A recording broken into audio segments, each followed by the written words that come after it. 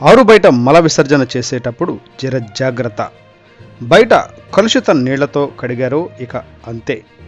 వ్యక్తి పెద్ద పేగులో చొరబడి చిల్లులు పెట్టిన ఈల్ చేప ఆపరేషన్ చేసి వెలికితీత.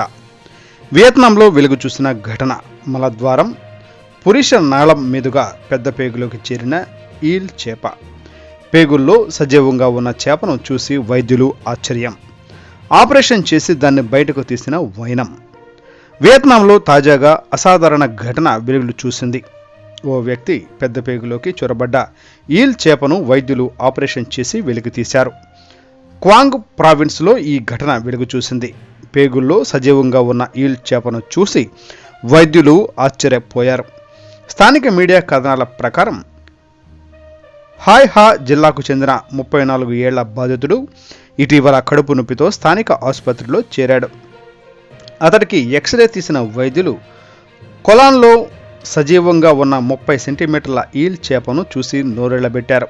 అతడి పేగులకు అది చిల్లులు పెట్టిందని కూడా గుర్తించారు.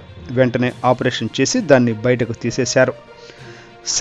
సంక్లిప్తమైన ఈ ఆపరేషన్ విజయవంతమైనందుకు వైద్యులు హర్షం వ్యక్తం చేశారు. అనేక వ్యాధికారక సూక్ష్మ క్రిములకు ఆవాసమైన పురీష నాళం పక్కన కొలాన్ ఉండడంతో ఆపరేషన్ సందర్భంగా ఇన్ఫెక్షన్ తలెత్తే అవకాశం ఉందని వైద్యులు తెలిపారు. అయితే శస్త్రచికిత్స తరువాత ఈ సమస్య లేకపోవడంతో అంతా ఊపిరి పీల్చుకున్నారు.